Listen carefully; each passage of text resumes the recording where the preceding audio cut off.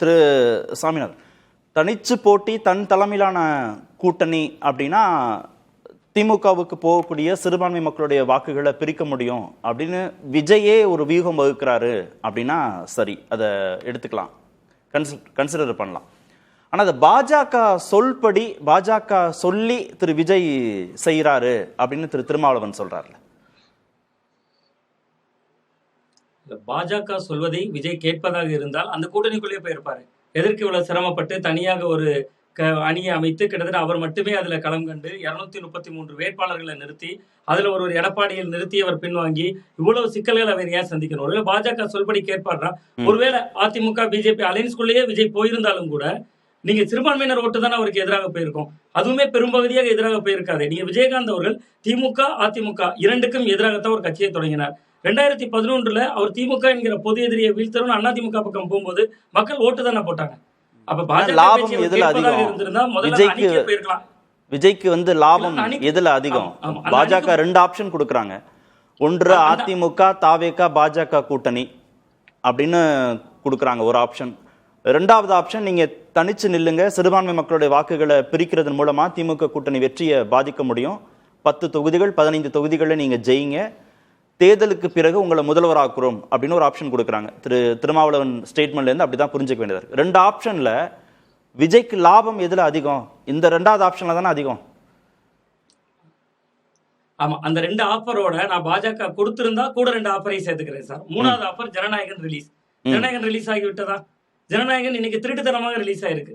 அதுக்கு எதிராக அவர்கள் வழக்கு தொடுக்கிறாங்க. அப்ப பாஜக அவர்கிட்ட ஆஃபர் கொடுத்திருந்தா அந்த ஆஃபர்ல ஒன்றாக ஜனநாயகன் தானே முதல்ல இருந்திருக்கணும். இந்த பட்டியல் படி பாத்தீங்கன்னா 3வது மிக முக்கியமா எதிர்கொள்ளக்கூடிய சவால் என்பது ஜனநாயகன் ரிலீஸ். அவர் ஒரு நடிகராக திரையரங்குல படம் வந்திருந்தாதான் இந்த தேர்தலுக்கு ஒரு பிரச்சார மையமா அதுவும் மாறி இருந்திருக்கலாம். அது தடை. ஆனா அதுக்கும் என்ன பேசணும்? கடந்த விவாதங்கள்ல என்ன பேசணும்? ஜனநாயகன் ரிலீஸுக்கு தடைங்கிறது பாஜகவால் கொடுக்கக்கூடிய அழுத்தம் அப்படின்னு கட்டமைக்கப்படுது.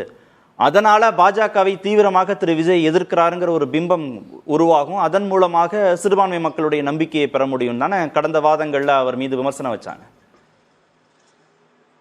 ஆமா, நிச்சயமா அப்படியும் ஒரு பார்வை அதற்குள்ளாக இருக்கிறது. அதை விட முக்கியமா சார், நடந்து முடிந்த நாடாளுமன்ற தேர்தல் முடிவுகள்ல பாஜக 11% ஓட்டு எடுத்திருக்காங்க. 3வது பெரிய சக்தியா இன்னைக்கு தமிழ்நாட்டுல இன்றைக்கு சூழல் 2024 தேர்தல் முடிவுகள் தரவுகளோட அடிப்படையில பாஜக இருக்கு. விஜய் தனித்து நிக்கிறார். குறைஞ்சது 15% எடுப்பார், அதுக்கு மேலதான் போவார். அப்ப தமிழ்நாட்டுல இயல்பாகவே 3வது பெரிய சக்தியா விஜய் வந்துருவார். இதுல பாஜகவுக்கு முதல்ல என்ன லாபம் இருக்கு? நீங்க திமுக ஓட்டை சிதைக்கிறது என்பது ஒரு நிலை, அதுல ஒன்றுமான சிறுபான்மையினர் ஓட்டுகள் மாறலாம். ஆனா பிரியன் சார் சொல்ற ஒரு இடம் மிக முக்கியமானது. கிட்டத்தட்ட பாஜகவுக்கு எதிரான மனநிலை சிறுபான்மையினற்ற மட்டும் இல்ல, பெரும்பான்மை சமூகத்திலையும் இருக்கு. அதனுடைய முடிவு தான் நமக்கு 2024 வெறும் 18% ஓட்டு அந்த அணி எடுக்குது.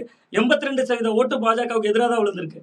சோ அப்ப அந்த அடிப்படையில் அதை அணுகுனா சரி. அதே நேரத்துல பாஜக எடுத்திருக்கிறது 11%. நாளைக்கு விஜய் 15% 20% ஆயிட்டான்னா 3 மாநில கட்சிகள் வலுவாயிருமே. நீங்க அதிமுகவை அழித்து விட்டு அந்த இடத்துக்குள்ள பாஜக வர துடிக்குதுன்னா விஜய் தனியாக நின்றாருன்னா ஒரு 3வது பெரிய சக்தியா இருப்பாரு. இன்னொன்று, இன்னைக்குதான் கன்னியாகுமரி வந்திருந்தாரு சார். நான் களத்துல போய் பார்த்த வரையில சிறுபான்மையினர் ஓட்டை மட்டும் அவர் எடுக்கல. கடந்த தேர்தல்கள்ல பாஜக ஓட்டு போட்டவர்களே அந்த கூட்டத்துல நிக்கிறாங்க. நான் மக்கள்கிட்ட பார்க்கிற பொழுது நீங்க கடந்த தேர்தலில் யாருக்கு ஓட்டு போட்டீங்கன்னா பாஜகவுக்கு போட்டோம், அதிமுகவுக்கு போட்டோம்னு சொல்லக்கூடிய கூட்டமும் அங்க வந்து நிக்கிறாங்க. சோ அப்ப இயல்பாகவே அது வந்து விஜய் வந்து திருப்பரங்குன்றம் விவகாரத்துல விஜய் பேசல, திருப்பரங்குன்றம் விவகாரத்துல விஜய் பேசலன்னு விமர்சனம் வந்தது. கிறிஸ்துமஸ் கொண்டாட்டத்தின் போது கிறிஸ்தவர்கள் மீது, கிறிஸ்தவ தேவாலயங்கள் மீது நடத்தப்பட்ட தாக்குதல் குறித்து திரு விஜய் பேசலன்னு விமர்சனம் வைக்கப்பட்டது. இப்போ கிறிஸ்தவ தொண்டு நிறுவனங்களுக்கு எதிராக FCRA சட்டம் கொண்டு வரப்படுது, அது குறித்து திரு விஜய் பேசலன்னு விமர்சனம் வைக்கப்படுது. இவ்வளவுக்கு பிறகு சிறுபான்மை மக்கள் அவரை ஆதரிக்க மாட்டார்கள் அப்படின்னு திரு பிரியன் சார் சொல்றாருல, இதற்கு பிறகும் அவருக்கு ஆதரவு இருக்கா சிறுபான்மை மக்கள் மத்தியில, இஸ்லாமிய மக்கள், கிறிஸ்தவ மக்கள் மத்தியில? சார் அதாவது சார் கண்டிப்பா சார் சொன்ன அந்த பாயிண்ட் எல்லாம் மிக மிக முக்கியமான ஒன்றுதான். திருப்பரங்குன்றம் சமாச்சாரமாக இருக்கலாம், இன்னைக்கு வெளிநாட்டு நிதி கையாள்கை தொடர்பான சட்ட திருத்த மசோதாவா இருக்கலாம், எல்லாமே ரொம்ப ரொம்ப முக்கியமானதுதான். இதுல எதுலையுமே விஜய் கருத்து சொல்லல. ஆனா சிறுபான்மையினர்ல ரொம்ப குறிப்பாக நான் இன்னைக்கு களத்துல இருந்து பார்த்த அனுபவத்துல மீனவர்கள், கத்தோலிக்க மீனவர்கள் அதிகமான பேர் உள்ள பார்க்க முடியுது. அப்ப அவங்க மனநிலையில என்னவாக இருக்குன்னா, பாஜக இல்லாத ஒரு அணி முதல்ல வருது இல்ல தேர்தல் களத்துல. ஒரு வலுவான எதிரிய திமுக இப்பதானே சந்திக்குது. நீங்க அவர் வந்து கிட்டத்தட்ட பாஜக இல்லாத ஒரு அணி. நீங்க 2019, 2021, 2024 மு க ஸ்டாலின் அவர்கள் ஏராளமான திட்டங்களை தந்திருக்காரு. இன்னைக்கு கூட சார் தேர்தல் அறிக்கையில திமுக தான் சொல்றாங்க 8000 ரூபாயாக இருக்கக்கூடிய மீன்பிடி தடைக்கால நிவாரணத்தை 12,000 உயர்த்துறேங்கிறார். ஆனா கன்னியாகுமரிக்கு வந்திருக்கிற விஜய் சொல்றாரு 8000 இருக்கக்கூடிய மீன்பிடி தடைக்கால நிவாரணத்தை 20,000 ஆக்குறேங்கிறார். அப்ப நீங்க ஒவ்வொரு கிரவுண்ட்லயும் ஒவ்வொரு சமூகத்துக்குள்ளேயே அவங்க ஏதோ ஒரு நுணுக்கமா ஒரு ஸ்ட்ராட்டஜி பண்றாங்க. அதை விட மிக முக்கியமா நீங்க கேட்ட மாதிரி அந்த வெளிநாட்டு நிதி கையாள்கை, திருப்பரங்குன்றம், இந்த மாதிரி விஷயங்கள் அவருக்கு பார்வையே இல்லை. அது அவருடைய அரசியல்ல அவருக்கான பின்னடைவு. நம்ம பொது வெளியில, பொது சமூகத்துல, அறிவார்ந்த ஆளுமைகள் மத்தியில அது வந்து பெரிய தாக்கத்தை ஏற்படுத்துது. அவர் ஏன் திருப்பரங்குன்றத்துக்கு கருத்து சொல்லல, ஏன் அவர் வந்து வெளிநாட்டு அந்த நிதி கையாள்கை தொடர்பான சட்ட திருத்த மசோதாக்கு எதிர்வினை ஆற்ற மாட்டாரு, பாஜகவை கடுமையா விமர்சிக்க மாட்டாரு, இதெல்லாம் ஒரு குரூப் ஆஃப் மக்கள்கிட்ட எதிரொலிக்குது. ஆனா கிரவுண்ட்ல மக்கள் களத்துல விஜய் பாஜக இல்லாத ஒரு அணியில இருக்கார். அப்ப அவர் ஏதோ ஒண்ணு எல்லாத்தையும் விட்டுட்டு வந்திருக்கிறார் என்பதாக ஒரு பார்வை இருக்கு. அப்ப அவருக்கு தேர்தலுக்கு பிந்தைய கூட்டணி பாஜகவோடு அப்படிங்கிறதும் திரு விஜய்க்கு பெரிய சவாலா தான் இருக்கும். இப்ப திருமாவளவன் சொல்ற மாதிரி 10 தொகுதிகள் 15 தொகுதிகள் விஜய் ஜெயிச்சுட்டா அவரை முதல்வராக்குவோன்னு பாஜக சொல்ற அந்த ஆப்ஷனையும் அவர் நிராகரிச்சிருவார் இல்லையா? தேர்தலுக்கு பிந்தைய அவ்வளவு உறுதியா தான் இருக்கார் பாஜக எதிர்ப்புல. பாஜக எதிர்ப்பு என்பதை அவர் கொள்கை எதிரி என்று அறிவித்திருக்கிறார். அவருக்கு தெரியுது தமிழ்நாட்டுல 82% வாக்குகள் பாஜகவுக்கு எதிராக தான் இருக்குன்னு. அப்படி அவர் ஒருவேளை முதல்வராக அந்த பதவியை ஏற்றாருமே அவருக்கு தெரியலாம். பாஜகவோடு ஒரு அணியில் கரம் கோர்த்தால் அடுத்தடுத்த தேர்தல் விளைவுகள் எப்படி இருக்கும். நான் என்னுடைய பார்வையில் அவர் சிபிஐ விசாரணைக்கு அவர் அழைக்கப்பட்டார். ஜனநாயகன் படம் முடக்கப்படுது. இத்தனைக்கு பின்பும் அந்த அணியோடே அவர் கைகோர்க்கலையே.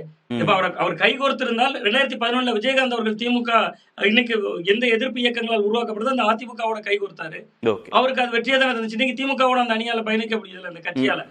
விஜய் அப்படி போயிருந்தாலும் கூட அவர் திமுகவை தான் தொடர்ந்து விமர்சிக்கிறார். அவருக்கு அது பொலிட்டிக்கலா லாபமா தான் இருந்தது. இல்ல சமரசத்தோட கனவோடு இருக்கிற அவருக்கு உழைக்க சமரசத்தோட அளவு பாருங்களேன். நீங்க ஜனநாயகன் ரிலீஸ் ஆயிடும் பாஜகவோட சமரசம் பண்ணா, சிபிஐ விசாரணையிலிருந்து அவருக்கு விலக்கோ வேறு சில சாதகமான அம்சங்களோ கிடைக்கும்.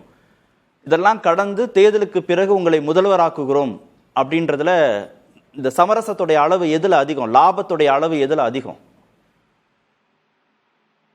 சார் லாபம் அதுதான் உச்சபட்ச லாபமாக இருக்கும். தேர்தலுக்கு பின்பு முதல்வராக்கணும்ங்கிறது உச்சபட்ச லாபம். அப்ப இந்த ரெண்டையும் விட்டு கொடுத்தா பெரிய வாய்ப்பு. அது அவருடைய இந்த ரெண்டையும் விட்டு கொடுத்தா ஜனநாயகன் ரிலீஸ் ஆகலையா, அதனால ஒரு 1000 கோடி 1500 கோடி நஷ்டமா விட்டு கொடுக்கலாம்.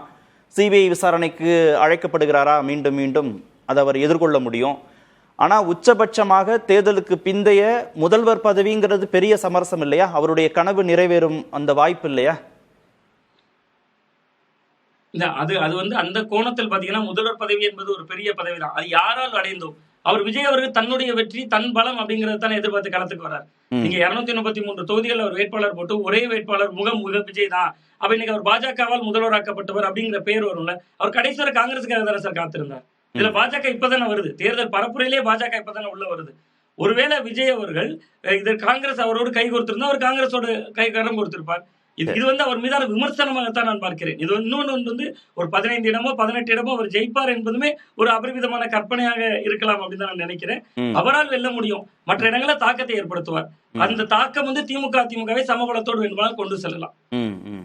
இல்ல தனியா நில்லு சின்ன சிறுபான்மை மக்களோட வாக்குகளை பிரிச்சா 10 15 தொகுதிகளுக்கு வெற்றி வாய்ப்பு கிடைச்சா உங்களுக்கு முதல்வர் பதவி அப்படின்னு பாஜக பேசியிருப்பதாக திருமாவளவன் சொல்றார். நடக்குமான்னு இல்லை, அவருடைய விமர்சனமாக தான் நம்ம பார்க்கணும்.